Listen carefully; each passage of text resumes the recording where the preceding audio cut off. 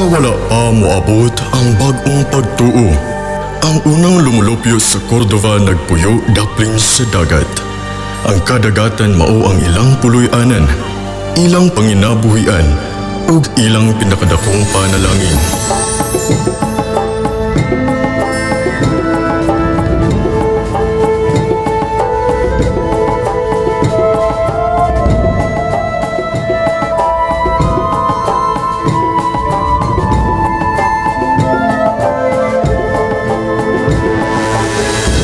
Adunay upat ka tribo nga nagpuyo isip usa ka komunidad.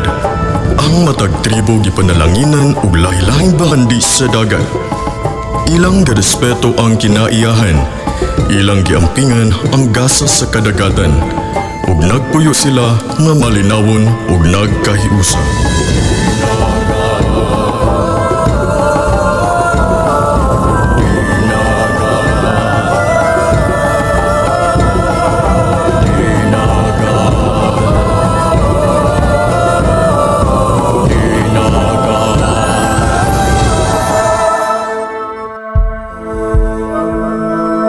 Apan sa paglabay sa panahon, misulod ang kahakog ug nagsugod ang pag-inilugay sa bahandi sa kinaiyahan. Amo kini! Dili! Parihas kitang adunay katungod sa gasa sa dagat. Dili ninyo kini maangkon nga kamura. Ang balod wala upili og tribo. Apan karon, kami ang upili sa mga angkunon. Kung magpadayon ang atong panaglalis, ang dagat mismo ang mawad-an og kinabuhi.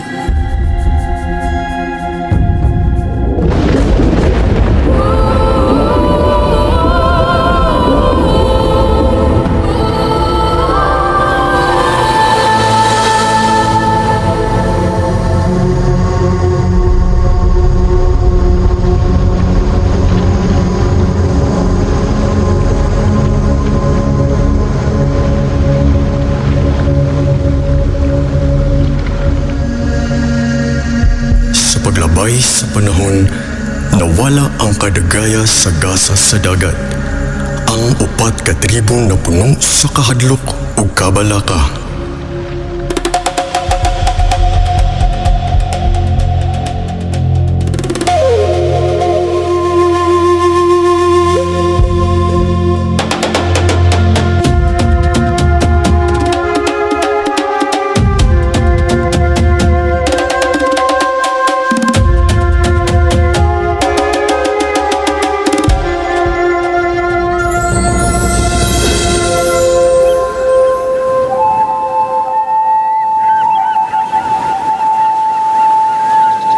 Niabot ang pipila nga katuigan. Nangtungha ang usa ka bag-o nga grupo. Makita ang ilang bangka nga puno sa mga isda ug uban pang bahandi sa kadagatan.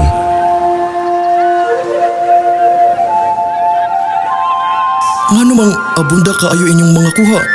Ngano mang kami nga gamay ra ang madawat gikan sa kadagatan?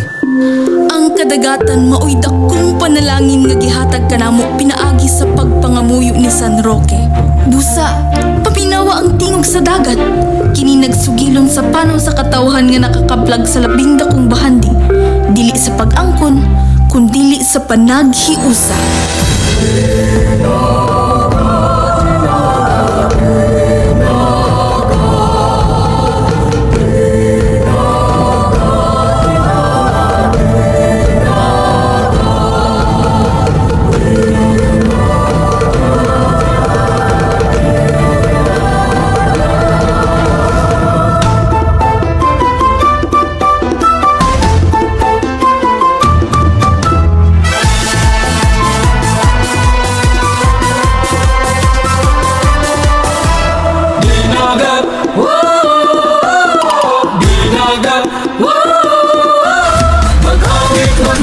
Magsayaw kita, santang magsaulog ka sa pista.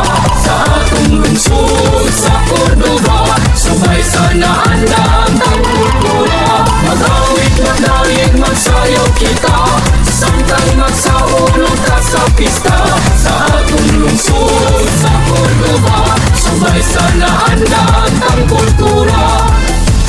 Dagat, pista, kinabuhi.